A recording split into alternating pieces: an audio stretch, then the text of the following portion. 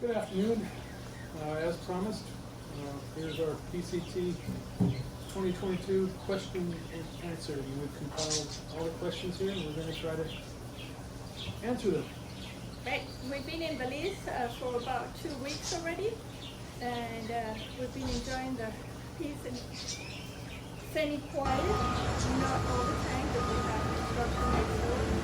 But today is Sunday, so no one is working and there's no noise, so I think it's a good day to do this. Go ahead. Okay, first question. You were doing the PCT 2022 when you did the end of the PCT in 2021. No, we did not. But this worked out very well that we had already done the end of the PCT the previous September. So,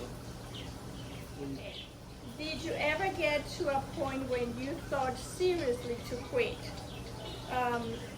Personally, yes. I got to San Jacinto, where I had my first hard day, where I had a meltdown.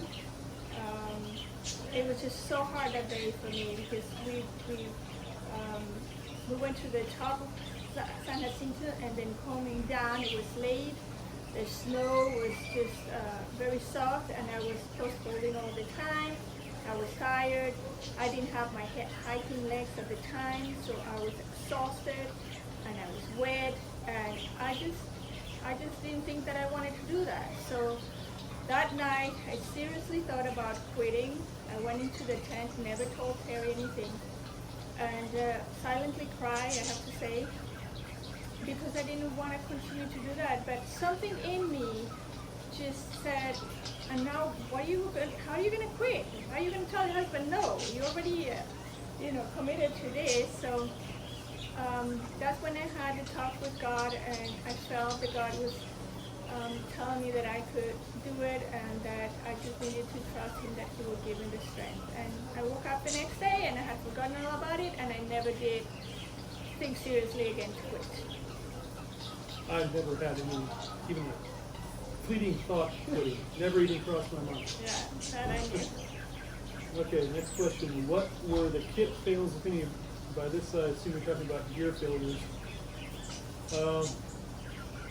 Nothing really major. The only thing I could think of is we did have a problem with our air mattress. It was used going into the hike, and it failed after multiple patches. It failed, and then we got another one to replace that, and it also had some failures I could never repair. So we ended up using a total of 3 mattresses, but the last one lasted for a few months at least, and no issues with that. Right. And towards the very beginning of the hike, I had a problem with my backpack. There's a little fiberglass rod that is used to support it. That snapped. The Z-Pack was excellent. I contacted them. They mailed me another one and didn't have any further problems with that.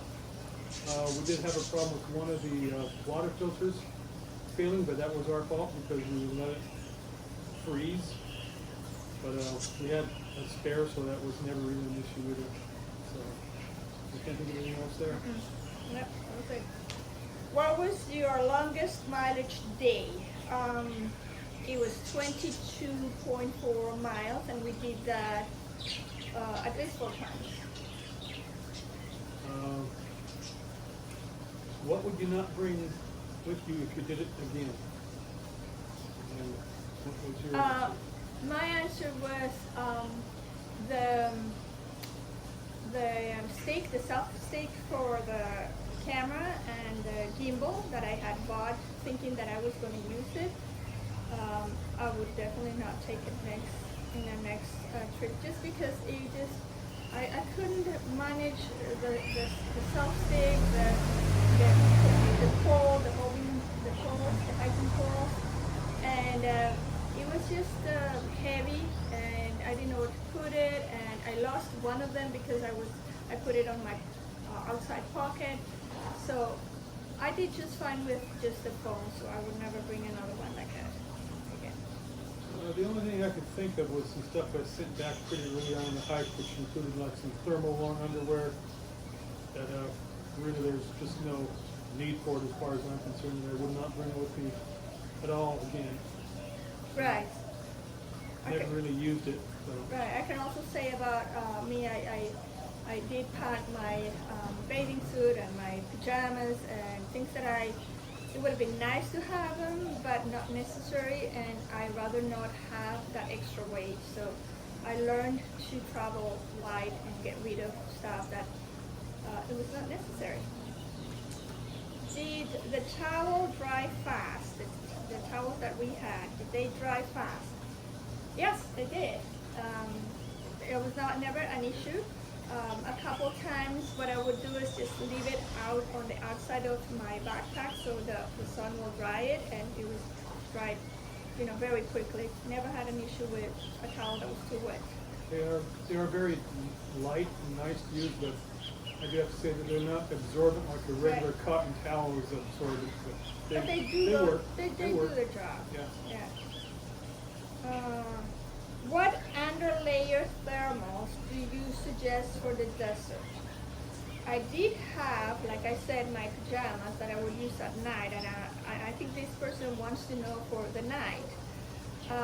What I would suggest is not to bring any of that, because it's just more clothing that you don't need. Instead, just have a sleeping bag that is warm enough, and that's what we did. At the end, really the sleeping bag was the only thing that we had. And if it was too cold, we will put on our jackets, right? Yeah, Our pockets. We found out right away in the morning in the desert. Yes, it was cold in the morning when you got up, but once you got hiking within a mile or so, you're not cold anymore. I can't think of any reason why you would want to hike in anything like that. Yeah. Most ever hikes were just my normal convertible pants that I was wearing every day. Yeah. Is there anything that you would bring which you did? No, I don't think so. No, I couldn't think of anything that I didn't bring. My husband had done such a good job on researching everything that we needed, that I never thought of, I would like to have this or that. Or I never saw anybody that was having something that I would like to have and I didn't have. He did an excellent job researching, and we got every single thing that we needed. I don't think that I would have bought anything else. What type of footwear did you use when you have to leave your tent at night? This is an interesting question because I never had to leave my tent at night. I got into a routine where I would go to the bathroom right before I went to bed, and I took my shoes right in my tent and left them right either outside or inside of the tent. And I never had to go out at night. I never had to use, any kind of shoes to go anywhere. If, for example, I had like forgotten to go get something and I was already in bed and I didn't want to put my shoes, I had the zero shoes, which were the ones that we used for crossing the rivers, and to wear around the tent if we needed. But mostly I used those shoes just to cross the rivers. They were not comfortable to use in town because they didn't have a lot of support. And once I got into our campsite, most of the time all we had time was for cooking and then going to the bathroom and going to bed. That's all we had. We didn't have time to, go someplace to look at the sunset or things like that. No. Once we got into the campsite, we usually just didn't have more than maybe half an hour to do everything and then fall asleep. And I would add to that I would guess probably at least 80%, maybe even 85 or 90% of the time, we didn't even set up a tent. We cowboy camped almost all the time, except for some in the Sierra and some up in Washington State. We almost always cowboy camped. In the desert, I think we set up the tent in the first 700 miles maybe twice. Right. We just didn't use it. On the few times when I did have to, leave the quilts at night, I would either just leave my down booties on, which were wonderful. Highly recommend those. Or I would go barefoot, but that really wasn't an issue for us. I think it's your turn. Would you be going back to hike the missed miles? No. No. And I missed this question. Was the start date, March 22nd, the best date for you with hindsight? Yes, I think we hit a real sweet spot with that date. As far as the weather goes, it wasn't getting too hot in the first 700 miles. And of course, we were blessed with the fact it was a very low snow year. It could have been much worse, but Yeah. it wasn't a high snow year. So looking back on it, I think we picked March 22nd. Well, I don't know. I wouldn't have changed the date. If I could have, I don't think. I agree with that. I think it was a perfect date. You want to elaborate on that? Or? This one? Yeah. Yeah. Would you be going back to hike this miles? No. I mean, I suppose maybe someday we might go back and hike a little bit of stuff we missed in the Sierra, but we don't have any plans. There are too many other hikes we can be doing rather than worrying about picking up some missed miles. I mean, we set out on this thing with the goal of hiking from Mexico to Canada, and we're definitely not purists, and I think we accomplished our goal. Yeah. So we didn't hike every single mile that we could have along the PCT. We hiked the vast majority of them. We hiked well over 2,000 miles, even with the fire closures and everything else. So, no, I don't think either one of us had any desire to want to go back and hike anything that we missed. No, because the miles that we missed, they were either burnt areas or areas that it wasn't, our interest. We didn't have any interest in that area, which is something that we didn't really mind skipping.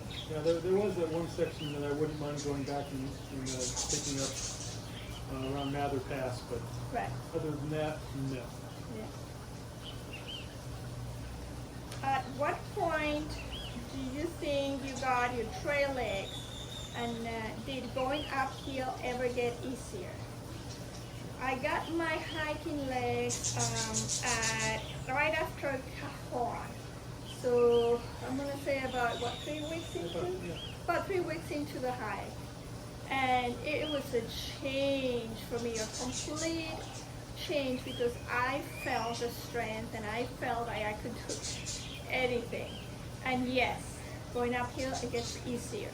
It's not completely easy, and it's not like you're not gonna have hard days, but definitely your hiking legs will help you to go through areas that you never thought that you could do. I definitely felt that my hiking legs helped a lot. Yep. Yeah, I think I might have got my hiking legs a little bit earlier, and I think it was easier for me because I always let Marcy set the pace, and her pace is so much less and slower than my natural pace. It kind of forced me to take it easier than I'm sure I would have if I was hiking on my own. And I do believe that the reason why we didn't get hurt or we didn't get discouraged, or like a lot of people, was because we really went slow initially.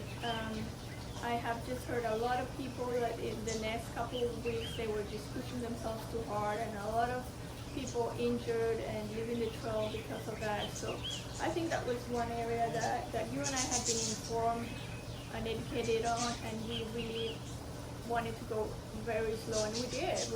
There were days that we only did like 5 miles and things like that. So I think that was the key. I know it slows us down, but we never got hurt, thank God, and we never twisted an ankle or got injured on trail. So I believe that's because we really went slow. Another question: with all the increase in fires year after year, would you recommend NOBO or SOBO? I think for the vast majority of people like us, there just is not enough time for most people to go SOBO, and because you can't start till later in the year, and when you're going SOBO, you are thrown right into it. Yeah. I mean, there's no chance to ease into the PCT like it is when you start from the south going through the desert. You can really take your time and build up your strength. When you're starting from the Canadian border, you're starting right in some of the toughest part of the hike right up there. So I would still recommend it for most people, unless you're very young and in super good shape. I think your only option is to go NOBO, like the vast majority of the hikers do. Right, and I personally think that I don't think you can really know where the fires are going to happen. I mean, fires are part of the PCT, and every year they happen, and every year, you know, people have to skip areas because of that. So I don't think that going either NOBO or SOBO is going to solve that problem. Fires will always be an issue. What were your favorite sections in each state? I have to say that in California was the Sierra and all the passes, and my favorite pass was Bishop Pass. It was, I thought it was just And that wasn't very even nice. part of the PCT. Exactly. And in Oregon was Crater Lake and Timberline and Ton of Falls. That was beautiful. And in Washington, definitely Goat Road, the knife edge. Yeah, I would pretty much agree with that. I would add that for me was Mount Whitney, which again, it really isn't part of the PCT, but I really enjoyed summiting Mount Whitney. The views from up there were fantastic. And then the first pass after that, the Mount Yeah, Whitney. Forester Pass. Forester Forester Pass. Pass was amazing Yeah, as well. that was my favorite too. And Oregon, I would agree that Crater Lake was a highlight. Washington, yeah, Goat Rocks was nice. I would also add in the Glacier Peak Wilderness area and Michael Lake. That whole area there was just gorgeous. Would you ever do a long distance hike again? As example, with the CDT or the AT? Yes, we will be doing another long distance hike. We've been trying to figure out exactly what. We're looking at maybe doing the Colorado Trail possibly, or also looking at some hikes in Europe, maybe the Maximiliansweg, or maybe something in Switzerland, or we're looking at possibly something in Peru, although I have to be honest and say the elevation there kind of scares me, because you're talking being up 17,000 feet in some of the areas in Peru, and I'm not It's sure. very cold. It's very cold, I'm not sure. And it seems like everything, you're up above the tree line, and we like the trees. I like the forest, Yeah. so I'm not sure about Peru, but anyway, stay tuned. I don't know what's going on there, but we're going to definitely be doing some more long distance hiking in the future. If anyone has any great ideas, please let us know. And I would add to that it's interesting because I remember Terry saying, we will not do another long distance hike. I remember him saying that on trail. But I do, and I agree with him at the time, I didn't want to, but I don't know if all the hikers, if you hikers, you can comment on it, but once you finish a hike like this, it just gets under your skin, and you just, I mean, ever since we stopped hiking, all we think about is going back hiking. And even though it was so hard for me and I didn't want to do the whole thing, I still want to go back and do it. So we even thought about doing it again, but no. I don't think we'll do the PCT again. But well, you never know. You never know. We say one thing and then we end up doing another thing. I wouldn't mind doing the PCT again. I don't think we want to do it immediately. There's some other hikes we want to go on first, but True. I would definitely do the PCT, or I think maybe this next time it might be more of a highlights of the PCT, since we kind of know what's good and what's Right. bad, what to avoid. But I don't know. That's yet to be seen. But the reason why we're saying that we would like to do the PCT again is because we have researched all kinds of hikes all over the world, and there's nothing like the PCT. There's nothing as long as the PCT. I mean, there's the CDT and there's the HE, but we don't even think that compares to the No, PCT. and I have to be honest, there's parts of the CDT, that, like the first section through New Mexico, I just have no desire to put myself through New Mexico on the CDT. Not going to happen. So Too yeah, boring. We'll see what happens. The next question is really related to that one. I think we've already answered it. It says, have you planned your next hike? We're working on that now. Yeah, we'll let you know. Terry, do you still like the keto bricks? No, not really. I did have some keto breaks, and I've been pretty much keto for a few years before the hike, but I don't think staying, or even trying to stay keto when you're doing something like the PCT is even possible. I mean, I suppose some people have done it, but it wasn't for me. No. No. And we tried it, that week that we did the 2021. 2021, the end of the PCT, we tried being keto, and we brought in the keto bricks and the bacon and the dehydrated eggs, but I got sick. I got dehydrated, I got very, very sick, I had no energy. I mean, that was not for me, and you got very weak too. You just bonk out, you hit that wall. And Yeah, it's not. if you're trying to do close to 20 miles a day, I don't think doing it on keto is the way to go. No. That's personal. Maybe someone else has a different experience. Right. And personally, the keto bricks are too sweet.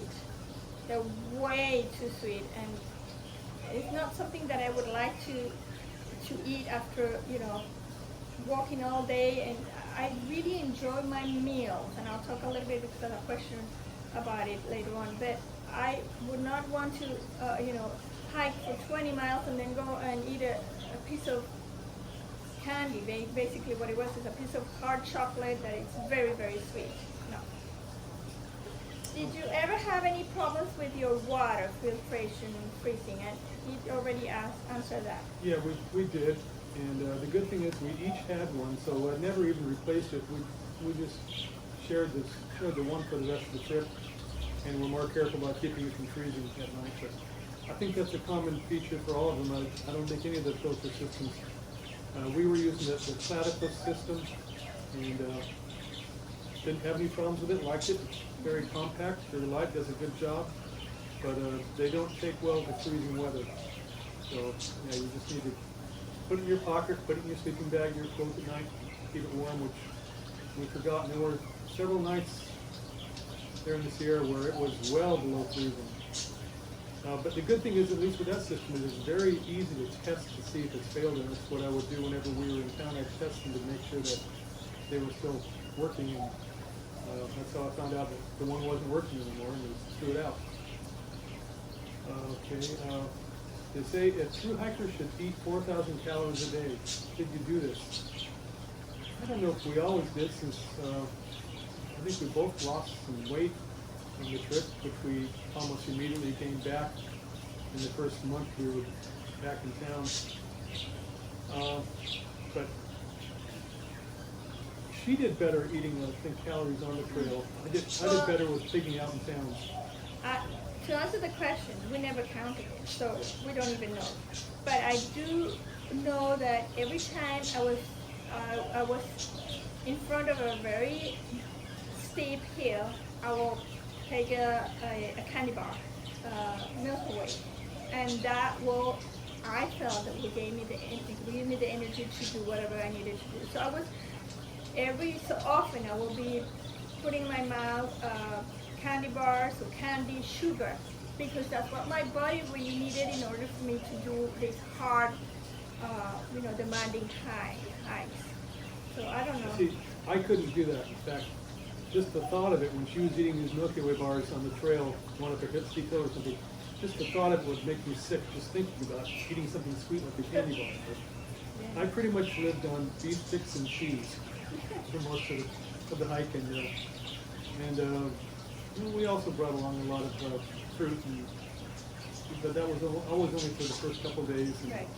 I always had my heavy cream that I brought along for coffee, and we may talk about some of this food more later on.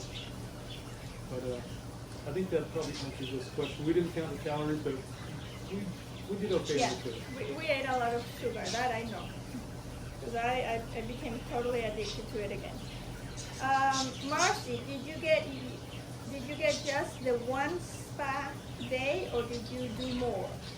I did one more. I did the first one in Big Bear, which was excellent. And then I got another one at Mammoth, another massage at Mammoth. And that was, for me, that was like necessary. I really needed those massages. If I could have had another chance to take more massages, I would have done more, but You did have the spa day at the hospital. oh, that was definitely one. Oh, that was a free one on top of that. Yeah. If every week we would have ended up on a spot like that, the hike would have been a lot easier. Yeah. Is there any trail food you never want to see again? Yeah. It's, if you want to, I think you had written these down. Yes. The tuna. I don't want to see tuna again. Although I like the chicken one. That I could do because I did it with a sandwich, put it in bread, and it was good. I enjoyed that one. But just tuna itself, no. I don't think I ever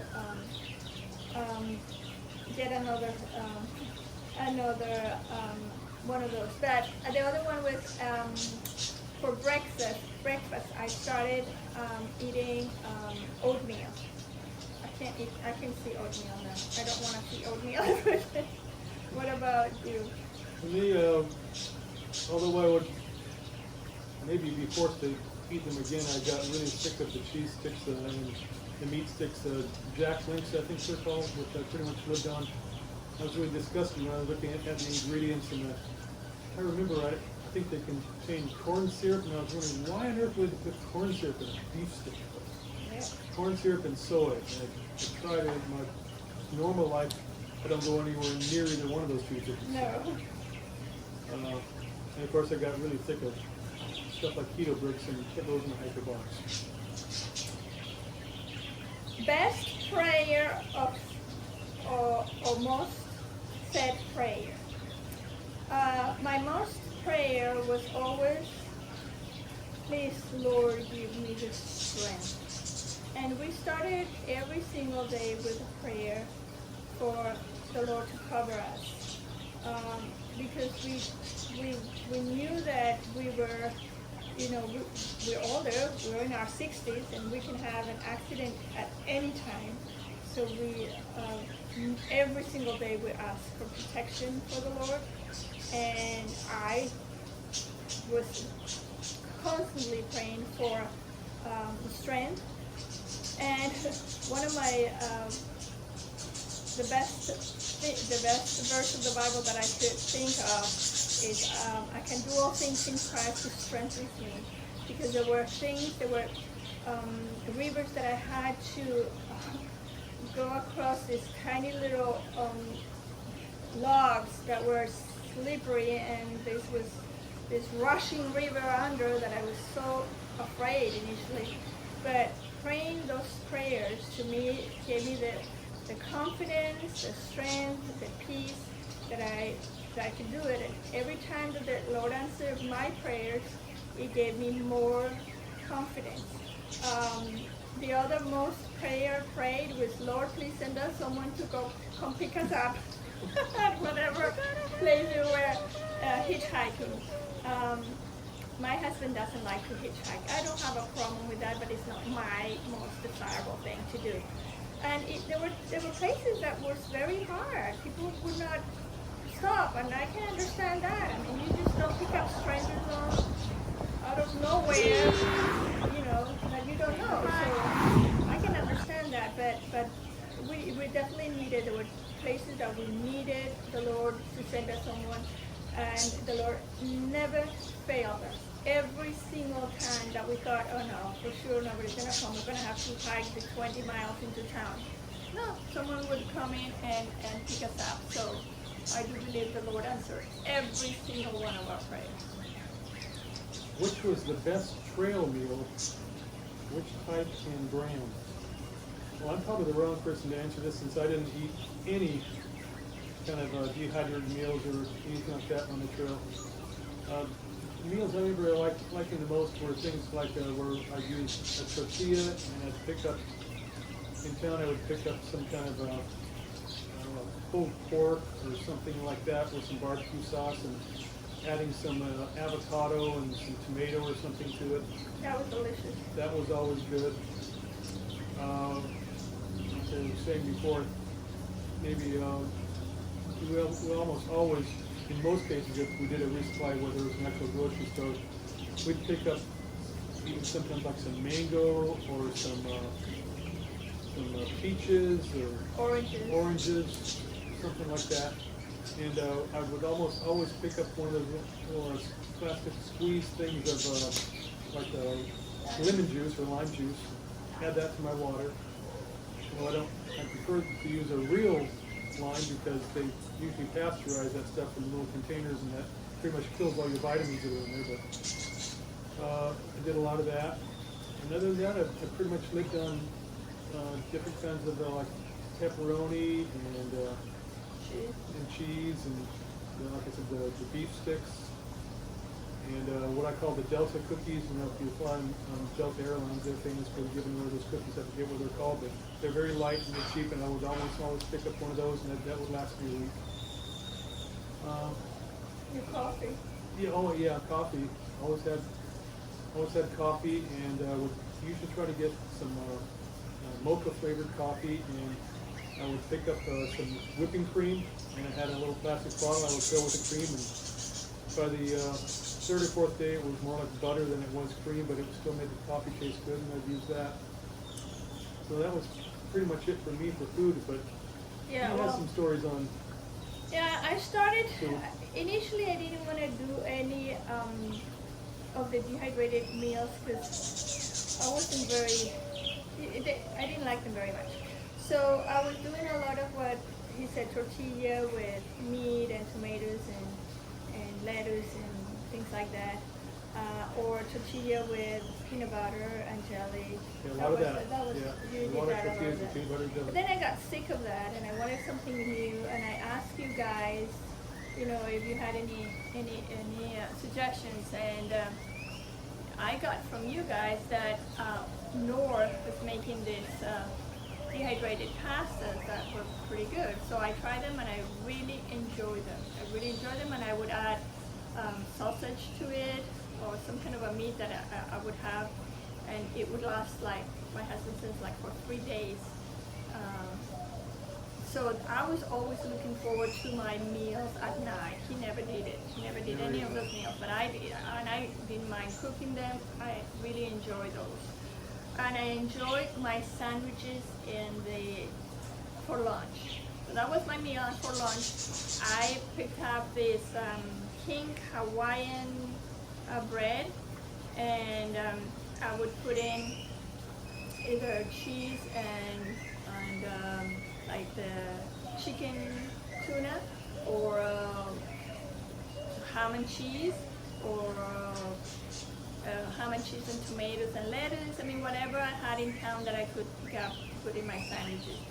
And pretty much, they last me the whole 6-7 days, the longest that we had on trail, and I never had an issue with my food going bad.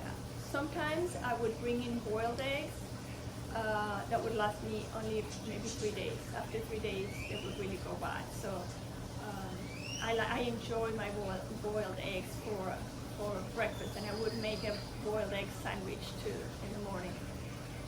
So that was what I enjoyed the most. And a lot of snacks. I had a lot of snacks. I was constantly eating because I felt like my body needed that for energy. This one isn't exactly related to the hike, I don't think, but someone asked, with living in Belize, are you both still American citizens? Yes, we're both still American citizens. So we didn't have any issue with visa, like. So you didn't, so you had a visa issue. No, our friend Martina had an issue with the visa. She had to leave the PCT to go and get visa. So she was out of the trail for like 2 weeks, and had to go out of the country to El Salvador and come back again, which was a pain. I can't imagine having to do that. Yeah, we are also, of course, permanent residents of Belize, so we can come and go here as we desire, and we own a house here and stuff. So, but it's a privilege being an American citizen, and it made doing the hike trouble-free. Made it very easy. Yeah. Your most cherished memories. My most cherished memories are the friends that I made.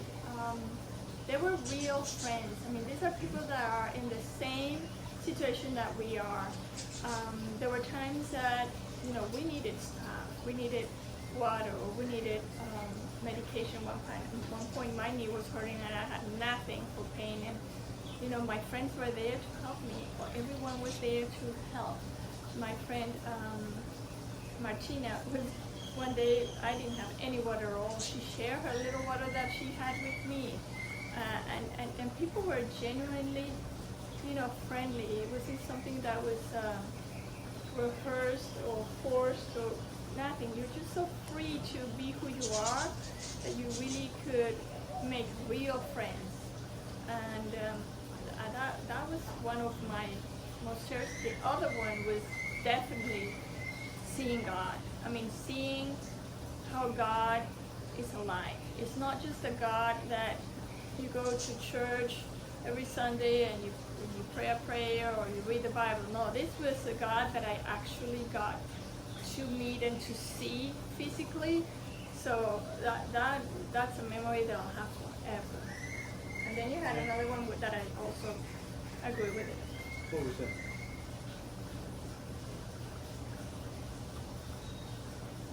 Oh, just how it brought us closer together. And Yeah.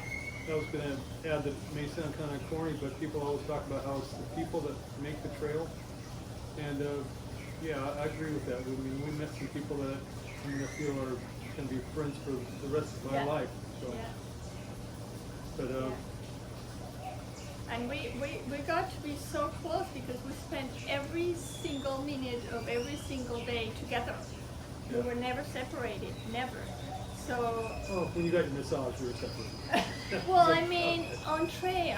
On trail, you know, you were not the type of person which I seen people, you know, doing. You know, the husband will just go ahead because the wife is too slow, and then the wife will catch up with the husband later on. You never did that, and I really appreciated that because I needed him there. I needed that support that was there to help me get through difficult times. And if he had not been there, it would have been a lot more difficult. So I cherish those moments too. Another question here. Any regrets? The only regrets that I guess I would say that we have is I wish we'd stayed there a little bit longer. It seems like it was just over too quick. And not seeing more of a town when we were recovering. Yeah, well, that's mine. Oh, okay. That's my point. I wish I could have enjoyed initially at the beginning of the hike. I was pretty much in bed, recovering from my aching feet. I couldn't walk. I mean, my 0 days were in bed. I couldn't go out and enjoy town. So, I mean, it's nothing I could have done, but I wish I could have enjoyed the initial towns more. Then, towards the end, that was not an issue, and I was able to walk and enjoy every single town. Oh, this is your question. How many Reese cups did bees eat on trail? Not very many. I'm thinking I gave you one for your birthday. one for my birthday. I'm not sure I ever bought any other No, ones. I don't think I did. think. I don't think. Not very many. I didn't eat a whole lot of candy on the trail. I did get a few of the payday bars. I didn't get much in the way of chocolate just because I didn't want to mess with it melting.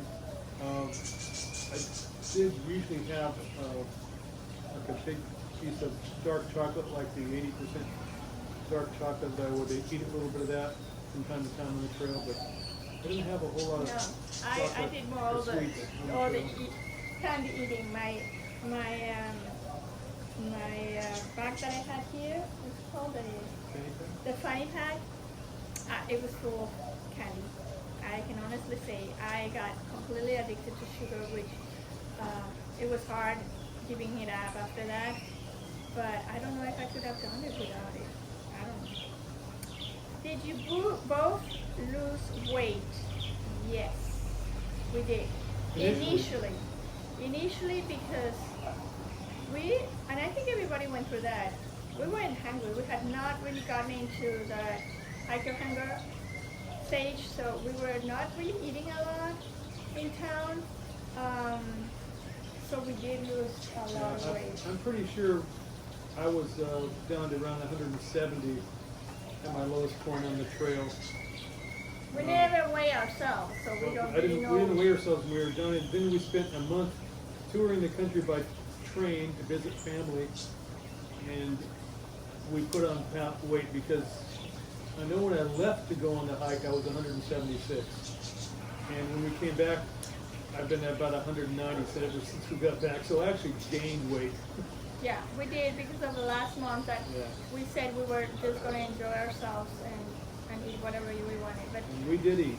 Since we came back from Belize, we have changed our diet again. We're now, I don't want to say that we're keto, but we are close to keto. We're very low carb, and we don't eat any kind of seed oils. And no sugars at all. Sugar. No sugar. So we still need to lose weight.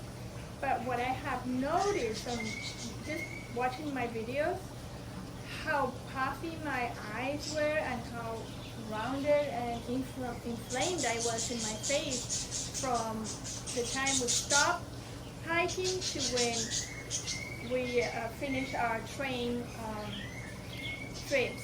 So we did eat a lot of sugar, and we were not hiking. We were just sitting on a train, and that really did not help. No exercise. What was the high point of the trail for each of you? For me, I would say it was Mount Whitney, if I had to pick one. But there's so many, it's hard just to pick one, but if I had to pick one, I would probably say it was Mount Whitney. It was the high point. Actually, literally and figuratively, it was the high point of the trail for me. Wow. I have to say that it's really difficult, but if I have to pick one, it would be Knife's Edge. I mean, that morning when we got up and we climbed up and we were on top of the clouds, and the mountains were amazing, and we were just on top of the world, and there was nothing above us. So that was definitely a highlight for me. Will you keep this channel open and add future adventures later on? Yes, definitely. I think that I enjoy doing this, and I enjoy talking about hiking, and I never thought I would say this, but I think our life would be definitely ruined if we don't go hiking again. And it doesn't have to be hiking. I mean, we could do other things. We have other adventures lined up, and we'll let you know as things develop and we can do things. But we'll definitely, leave it open. What was the lowest physical/emotional point? And for me, that's pretty easy.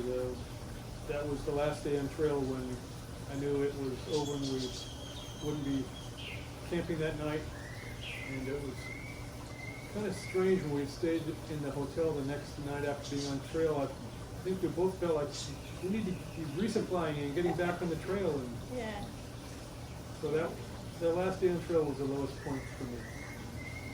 For me, it was the San Jacinto incident. That was the lowest one. I mean, I just felt like I could not do it. And again, the last day on trail too. Very emotional. I didn't want to let go of my friends and the life that we had.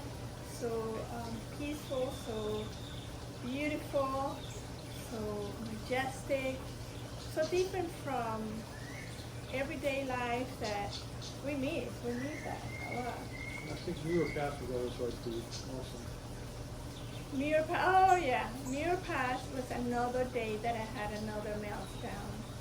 And again, it was just hard. I mean, I was post-holding. That day I had my whole leg under the snow and stuck. I couldn't get it out. And it was scary, let me tell you. It was very scary. It was just the two of us in the middle of nowhere. And he couldn't help me because he was getting stuck too. So I got really scared, and yeah, that was another low point for me that night. When we got into the tent, I was in shock. It was a long day. It was very long, but you know, things. You have good days and bad days, and that was one of the lowest days. But I can count with these fingers the times that I was low. Most of the time we had an excellent time. How do you feel now that you are in civilization, both physically and emotionally? I think we've been talking a little bit about it already, but physically, my toes are still numb. My tendons around my ankle are still hurting, and this has been after over a month, right? Yeah. That we stopped hiking. I still wobble a little bit when I get up in the morning, but that's it. Physically, that's all. I feel great. I don't feel bad. I don't feel exhausted. I don't feel like I damaged my body. Nothing like that. Emotionally, it's been very tough. Yeah, that's been the toughest part. It's been the toughest part. I think we've actually been depressed. When I say that, it's because we just don't feel like we're free anywhere. Yeah, I still have, my toes are still a little bit numb, but they're getting better. And yeah, I think we both just miss being on the trail. Yeah, but we console each other by looking into what would be the next hike, and we go walking every day. We don't stop exercising. Every day we go for a 3-mile walk. It's not a big deal because everything here is flat. We go to this beautiful along the sea, and every day we do that early in the morning. So because it's very hot here, so early in the morning is nice and fresh, and we see the sunset and the sunrise. So it's really nice. Last question. Going on the train, was it cheaper by train or by air? I'll let you answer that. I think it's definitely the way that we went, where some nights we had, on the longer sections, we had a sleeper car. Definitely more expensive than going by train. But it's such a different experience. I can't recommend it enough. And anytime we have a chance to travel like that in the future, we'll both definitely be right on it. It's just so much nicer than traveling by air. We both, I think, equally detest airports. Just, there's no place in the world. I think I'd rather go to the dentist than go to the airport. At least the big ones. I mean, the airport here in Belize is very nice and small and pretty easy. Well, coming back and having to deal with customs and all that stuff here can be kind of a pain sometimes. But this time was easy. It was easy this time. We had no You never know what they're gonna maybe harass you about. But this time they didn't even open anything, so. It was very easy. Anything else? No, that was it. That's all the questions. There was one question about budget. If we could discuss that. I think we'll do another video with budget because it's a quite long one. So I think we will just make another one. But I will say that the way that we did it wasn't cheap. But I'm glad we did it the way that we did. Yeah, me too. And I don't think that you can compare your experience with ours because we went to the top of the line. Yeah, and if we had to do it again, we won't be staying at the Crater Lake Lodge. We won't be having dinner at the lodge. We won't be staying at the Timberline. Right. Doing all those kind of things, but it was a unique experience, and this was my husband's dream. I'm glad we did. From when he was 12 years old, and he had worked very hard to get to where he's now. So decided that we would do whatever he wanted, and I've always wanted to stay at the Critter Lake Lodge, and I've always wanted to stay at Timberline, so we managed to fit both those in there. yes. Okay, that's it. Thank you for watching.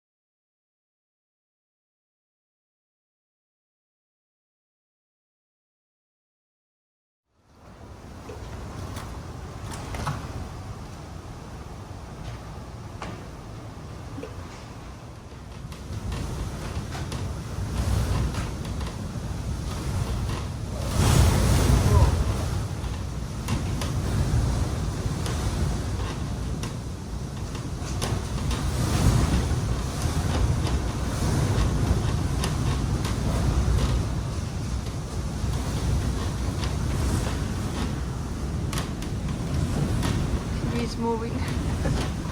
The whole wall is moving.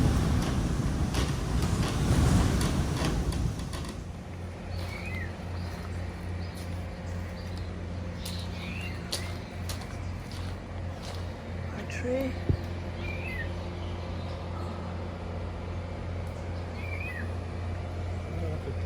Definitely don't have to have any covered. We're thinking about trimming the tree. Don't need to do that anymore. Wow.